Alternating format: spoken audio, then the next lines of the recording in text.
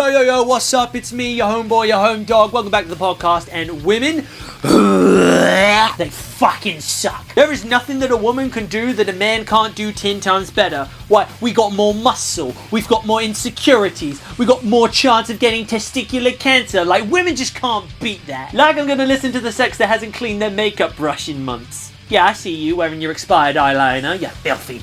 There's not even a clit down there. Sorry, fellas, but it turns out that the clitoris is a muff myth. It's a... fuck's sake. Women aren't even real. They were just robots created by the government to distract us while they passed their stupid laws. So, fellas, we need to rise up. We need to start making money. We need to start getting strong. And we need to be kissing our homies goodnight. And we're going to stop that bit right there. Hi. I'm Ryan of Knight's Landing, and happy Men's Mental Health Awareness Month, everyone! The only annual awareness event even more forgotten than Talk Like a Pirate Day. And that seems weird that no one really acknowledges that. Oh, not Talk Like a Pirate Day, that was back in September. I mean that mental health has been a massive discussion point on the internet for decades now, and despite more awareness being raised for the issues that women, the LGBTQIA+ community, and neurodivergent people face, that level of awareness has never really been shared with the issues that men face.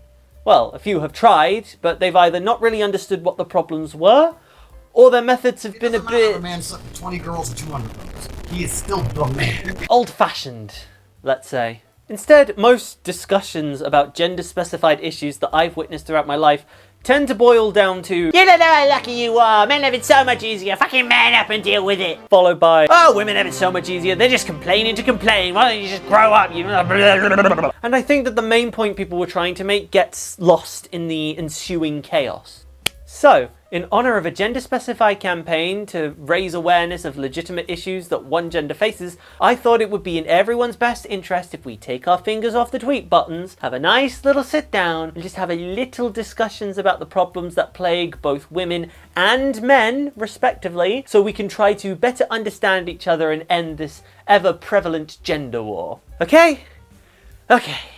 Firstly, to cover our bases before we start, I will be talking from a heterosexual male perspective, meaning I will be speaking from a binary he-she perspective and won't be deviating too much into the spectrum of gender and sexual identity. Look, I'm sorry to my beautiful queers and my wonderful they-them pals. I'm a straight man, I'm part of the problem, and I can't shut the fuck up. Secondly, I would like to preface this by saying that this is not a comparative discussion. This video is meant to discuss the differing ways that both men and women are suffering under our patriarchal society in order to help one side better understand the other. I am not here to tell you that one side has it worse than the other. I'm merely trying to explore the similarities and differences of our respective issues.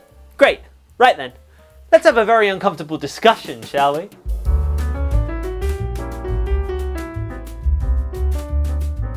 Alright, ladies, you can sit back and listen into this section for a little bit. Guys, fellas, men. Let's have a discussion about women's problems, shall we? It's supposed to be about men's mental health this month, not women's. They're always jabbing on about how much it sucks. Let us have our turn for once, says the theoretical man watching this video to get validation for his pain. Yes, I understand. Women have not exactly been silent about how awful it is to be a woman. I mean, from an outside perspective, doesn't really feel like there are that many problems to begin with. Yeah, you've got a lot of men who are creeps and abusers and nonces and such. A large percentage of women are dealing with body dysmorphia or eating disorders and stuff, and periods are a thing that we know of. But ultimately, a lot of men get the impression that women are just kind of being drama queens. And you know what? I used to think this way too. So what does a typical man, such as myself, understand about women's problems? Let me tell you a little story. Mid-2020, one of my friends puts on her Instagram story a link to a Reddit question that went somewhere along the lines of, men have a curfew of 7 p.m. to 5 a.m. What are you gonna do in a male-free world? My first thought upon hearing that Reddit question was, yeah, no man's gonna listen to that under threat of death, but I was curious. I've been hearing enough at this point about how much women hated men. What would you ladies do in a world without us? So I click on the link, all like, what have women been saying about us? The first comment that I see, I would take the bus. You would take the bus. You now have freedom from oppression from 7 at night to 5 in the morning to do anything you wanted, anything at all. And one of the first things you would want to do is ride the bus. The other responses reflected the same kind of seemingly mediocre things. One woman would go for a midnight stroll, another woman would go to the clubs with her mates, and then afterwards let her mates walk themselves home alone. Which, that's a bit weird, because surely you could just do that these days now. No curfew needed, right? I don't know, that bus one kept sticking out to me though.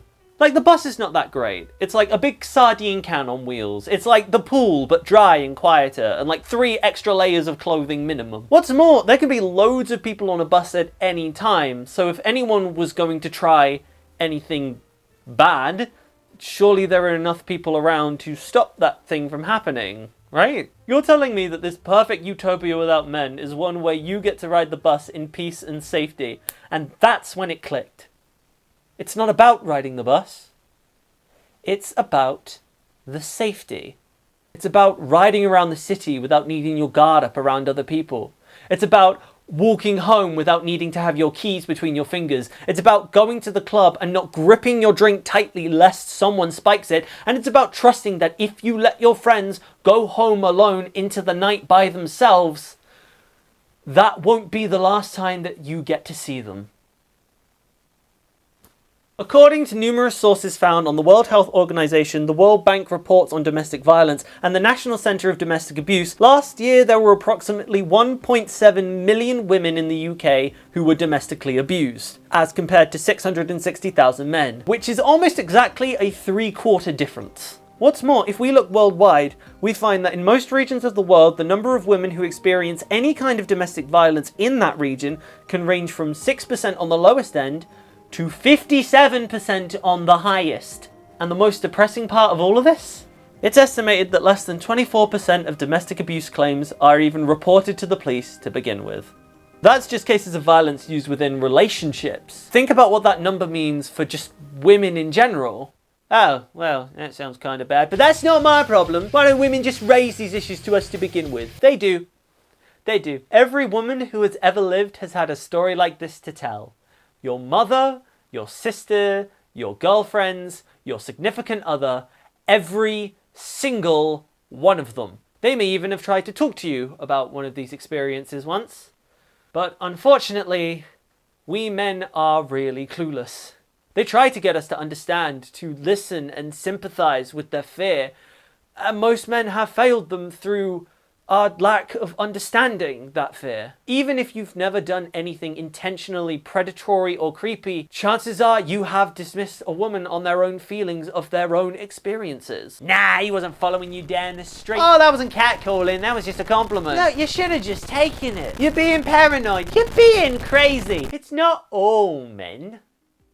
Now, I don't think I'll ever truly be able to understand that level of fear. God, I hope I never do. The closest that I think I can relate to is anxiety in general. When you're walking down the street and you see someone else approaching you and you just go, well, I'm about to get mugged and or murdered. I can only imagine how much worse it must feel when that paranoia is justified. And then some, because you've also got to consider, well, I'm about to get catcalled or objectified or physically assaulted or sexually assaulted. And it never helps when a complete loser tells you to just get over yourself. You're being paranoid for no reason. The chances that you die is practically zero. Yes, there is the chance that I take my lavalier and then squeeze it around your stupid neck until you stop breathing, but it's never zero, motherfucker. Do not ever tell someone how they should be feeling, especially when you do not have the emotional intelligence to understand what they're saying. This fear of men is real. I've seen it. I've seen them, the nice guys, the creeps, the predators, the ones who spike drinks, who stalk underage women, who beat their partners and then cry when they're rightfully called out on their bullshit, the ones who stalk underage girls down public streets just to try and talk to them, and I'll only ever be able to understand the surface level of it. Don't even try to say that it's low chance either. This kind of shit is happening all of the time. On the train, in the town centre, during rush hour, at a public restaurant, at the club, on the bus. And we've all likely overlooked or ignored an incident before in our lives because we're so tired of women playing the victim. Right? If there is a message I would like my fellow men to take away from this, yeah. It really is that awful to be a woman. That is a story that we are going to have to hear for a very long time. And it is our duty to listen and to care about them. Whether it's defending them from strangers who won't leave them alone, to raising their voices to new heights to be heard. Just stand with the sisters. Don't stand with the bigots. And if you're not going to listen and validate another person's feelings, no matter how ridiculous you think they sound, then please just try to educate yourself before you start acting like an expert on other people's dilemmas. Sorry about that tangent. There are a lot of idiots in this world, and men, unfortunately, make up a large percentage of them. Speaking of which...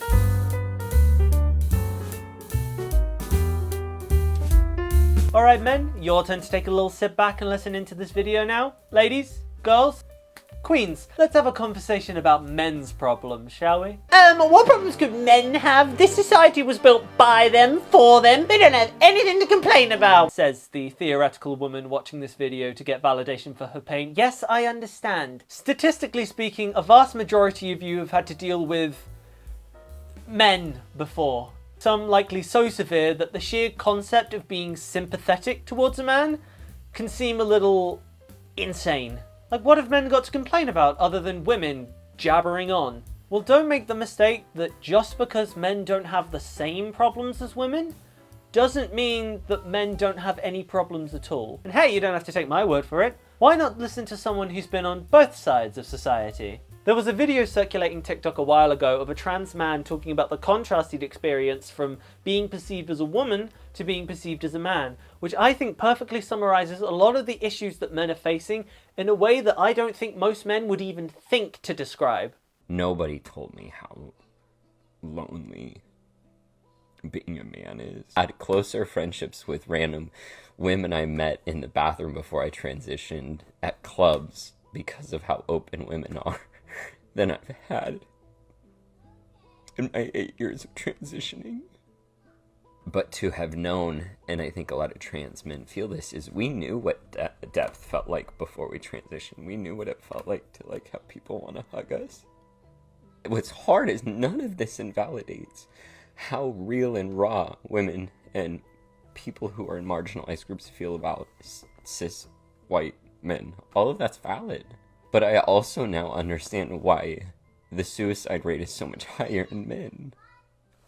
Because this shit is lonely. Welcome to manhood, buddy. This life is fucking lonely. And when I say lonely, I'm not talking about been by myself for a couple of days, or friends have been too busy to hang out for a while, or there's no one really at this event that I can relate to. That's more being alone than it is being lonely. I mean being lonely, as in, I've had 3 hugs in the last 7 months, and that is a new personal best. Or I downloaded an AI chatbot / hired an escort or a sex worker just so I could talk to someone. Or I'm being eaten from the inside out from the lack of people who want to genuinely talk and try to understand me, but I'd rather dissolve from the acid of my thoughts than feel the whiplash of apathy people will give me for opening up. You know, that kind of loneliness. Now, I recognize my own bias here. A lot of the things that I can write about men's issues do come from personal experiences. But then again, I know that my experiences being a man is not unique. Most men are struggling with the same problems to varying degrees of severity and success. And that problem is, ironically, the idea of being a man itself. See, all of the virtues that people idealize about men, being stoic, being strong, being able to take charge, being independent, taking care of your issues by yourself, being able to handle everything alone, being financially independent, always knowing what to do, not showing emotion, not showing weakness, yet still somehow showing vulnerability, taking care of the people we love, often till death do us part. They're good virtues, don't get me wrong, but that's a very demanding standard to live to. A standard that a lot, if not most men, can't live up to. And if not balanced with compassion and community, that lifestyle becomes very isolating and damaging to a developing young boy's psyche. It's my personal belief that unless you realize that being a man is not the person that you are, most young boys want to grow into good men. Could be for any reason. You want to make your parents proud. You want to be able to protect the people that you love. You'll have a lot of opportunities open to you when you're older. It'll give you a lot of street cred, especially with the ladies, if you're into that. But you want to be a good man. And those are the standards to be a good man, so you start to follow them. But those are demanding standards, remember? Standards with seemingly little leeway of failure. Men are supposed to be strong, so if 9-year-old Billy can't carry all the same stacked chairs that 11-year-old Stephen can, insecurity is going to start to seep in. Men are supposed to be either good leaders or good workers, and if you're not good at either of them, you're practically useless to society. Which can damage your psyche before you even turn 10, trust me on that one. Men aren't supposed to show their emotions. So little 8-year-old Timmy's going to learn very quickly not to cry when he's hurt. Or else it's going to hurt a lot more when he's laughed at for crying. By his peers, or even by his best friends. I haven't even touched on if you decide that you don't like those ideals, if you realise young that you're not a boy, or you like boys too much, or you just don't like how you're being treated because you're a boy. Because now that makes you an outsider. You have the piss taken out of you because you won't play along with society's standards, and unless you're lucky to have other outsiders to go and play with, you've pretty much been ostracised. And yes, in that instance, you do absolutely just go and play with the girls instead. If you're okay with the boys and some of the girls still bullying you for it. I don't know if this is something that a lot of women understand. Like, I know a lot of my women friends who have stayed friends with women they absolutely despised. Often for years at a time. Like, girls can be part of an all-girl friend group where every member hates every other member of that group, and yet they're still meeting up a decade later being like, sisters for life, sisters from other misters, besties for life, which, okay, maybe that example is a bit of a reach, but it just blows my mind that these mentalities exist, because in my head at least, if you don't like someone, you don't have to be friends with them. I don't know. The other alternative to that idea is just that women are better at maintaining relationships than men, which I have experienced. I'm a man who spends a lot of time hanging out with women. I've witnessed firsthand how wonderful your relationships are with each other. When I think of women's communities, I think of like the nights out we would go on. I can see the love you gals share for each other, the joy you have when dancing with each other, the way you protect and look out for each other from those annoying intruders. It's even if they're complete strangers, because you're all women and you just all love and look out for each other without worrying that it's too gay or too weak or too pathetic. And seeing all the care and love you share for each other just highlights how little I and other men I've known don't get that experience. No half-hour heart-to-hearts in the bathrooms. Rarely do we do check-ins with each other to see how we're doing. Practically no affection just for existing. And while the women's community is not one that I've ever been ostracized from, I am still a man. There's still subtle differences in the way that I'm treated. Anyway, back on track, men tend not to get that community. Or that compassion. I don't know if you've heard the news lately, but there's this loneliness epidemic that's been going around. Whether spurred on by social media or by the progressively deteriorating world we live in, people are feeling a lot more lonely these days than they've ever been in history. And men are being hit quite hard by this. This bar graph from the Survey Center of American Life states that in between 1990 and 2021, the percentage of men to claim to have no friends whatsoever went from 3% to 15%. I did the numbers using America's current population, and that's approximately 5 million people. Combine that with the men who think they just have one or two friends, and that's nearly a third of American men who don't feel like they have a community or a stable support network. And let's just say that for us here in the UK, it's not that much better. Now, you'll also notice from that graph that women are also experiencing the same loneliness pandemic. As I said, everyone is suffering under this. Everyone is becoming more alone than ever these days. But it never really feels like this problem is being treated quite in the same manner between the sexes. See, if a woman is seen as alone these days, well, that's brilliant. You're a woman of the 21st century. You're single, you're tough, you're strong. You don't need no man to get by. Fucking slay queen, you get it. Now, if a man is seen as alone these days, okay, par for the course, really. There's nothing unusual there. Like, it's kind of funny that he's X years old and he doesn't believe he has any friends. That's come on, that's a little pathetic. Like, I mean, he's just being stupid if he thinks that. Also, he's a man. Why not just talk to someone if he's feeling lonely? Because part of being a man, remember, is not burdening anyone with your problems. Any good man knows that if you're suffering from a problematic emotion, you have to grab that feeling, you have to hold it tight against your chest, and you have to let it silently burn you out. Because you should never burden someone with your problems.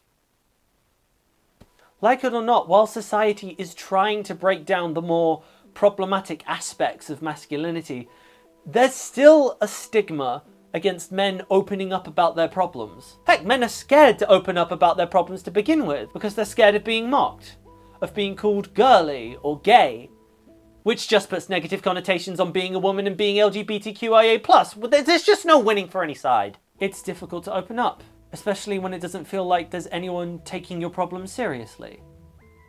And again, men do have a lot of problems, and a lot of them are not being taken seriously.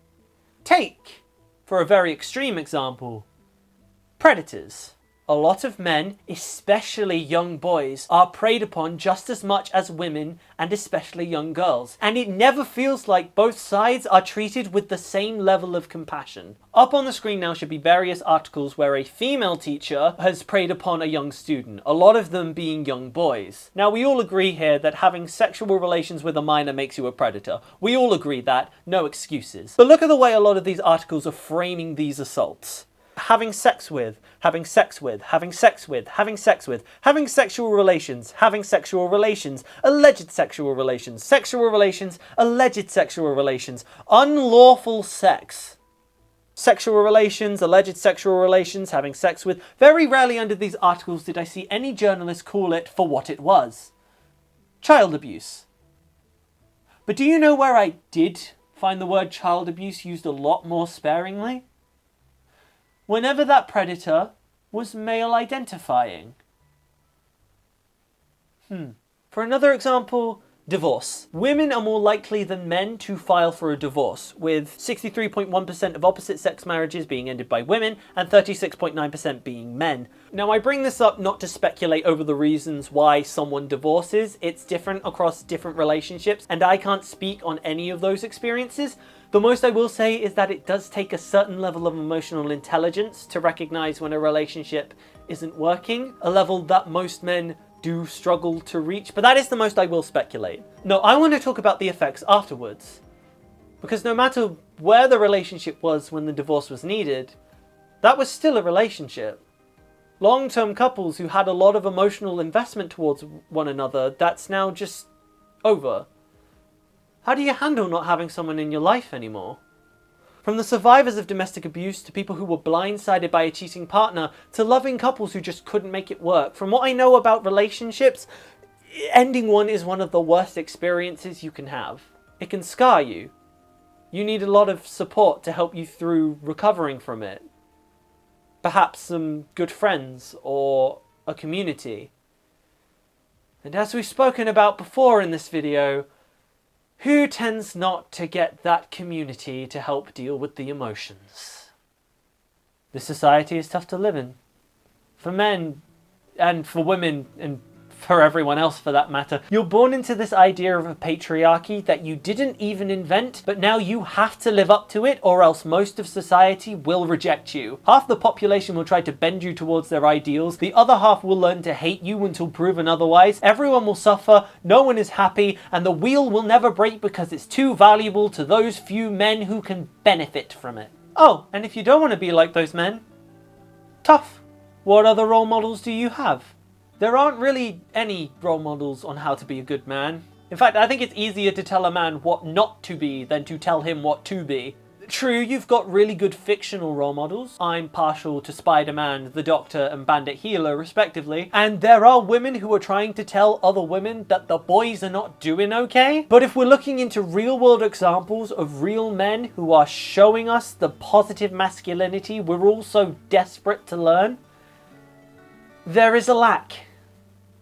And the loudest role models that we do have... Because females are designed to meet a man, get pregnant, fall in love with said man. I really don't like these types of men. They're bigots, they're abusers, and they're indoctrinating young men into these toxic, old school ideals of masculinity, teaching them that you can get everything you want out of life if you work hard and you don't give two shits about anyone other than yourself and the few people that you deem worthy. But they know how lonely men feel these days, and they're making their voices feel heard. Men like this are talking on behalf of all men when they're saying that men are struggling in today's society. And it is not a coincidence that so many men are resonating with it. You can't complain that men are being sucked into these alpha male ideologies when there are barely any other environments that are promoting better ideologies. Because the alternative to joining them is to stay alone, thinking that no one cares, and putting yourself at risk of doing something drastic. This statistic is a total of 959,080 people who committed suicide in America back in 2021. The number of men on that list? 739,980. That's nearly 3/4 of the total being men. And it still doesn't really feel like anyone cares about that. With most of the stories you see on the news and in social media about men, men aren't good people. They are destructive and selfish creatures that give no sympathy to others and therefore deserve no sympathy. Heck, there's an entire month dedicated to trying to get men to open up about their problems, and it still doesn't feel like anyone really cares about that. I'm writing this video in October, and I'm very skeptical of the traction that there's going to be this year for men's mental health awareness. No one cares. Very often feels like that the only things men can be these days is either creepy, stupid, narcissistic, or predatory. But that is ignoring so many men who are trying to be good people.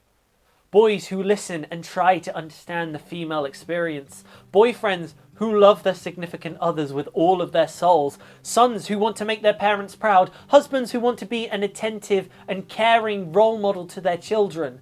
Yeah, maybe they don't always get it right. Maybe they're still idiots. But the important thing is that they still try to be good men.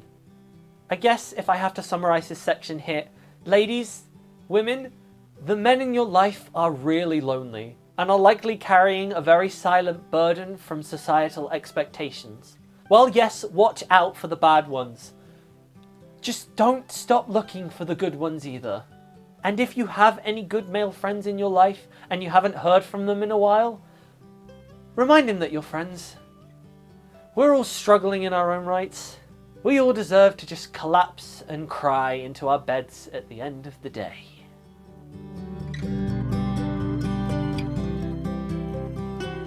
So that's that. Women are terrified, men are isolated, and our patriarchal society is failing all of us except the ones too rich and privileged to face the consequences. And there is only one solution to this dying system, and that solution is... Fuck if I know, you think I'm qualified to be talking about this shit? I have a degree in musical theatre, not political science. I did my best to try and get the proper facts and figures for this video, but I'm not a researcher. I've always had a better flair for the dramatics. I'm not making this video because I know the answer.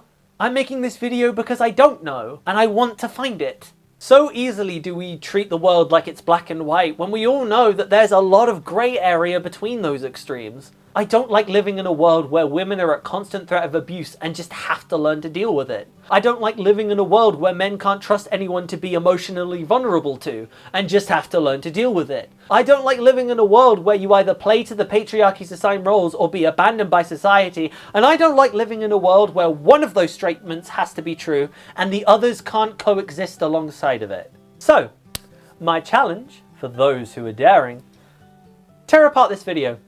Tell me where I'm wrong, or I'm misinformed, or I'm using a bad source. I dare you. I didn't even touch on exactly what the patriarchy is, or how stereotyping affects our judgments, or the hikikomori, or nice guys versus pick-me girls. Go to the comments, let's have a discussion. We won't come to a definitive answer, I don't think. I mean, if we do, I'm taking full credit for solving and ending the gender wars. I'm just putting that out there. No, what's important is that we still had a discussion about our problems. We'll be able to understand each other a little bit better. Maybe learn some things that we didn't know before. And hopefully we've taken a step in the right direction to forever ending the gender wars. Or I become a controversial figure on Twitter overnight. But yeah, that platform was burning to the ground anyway. It's worth the risk. For now, I have been Ryan of Knight's Landing. Thanks for watching, and I shall bid thee adieu.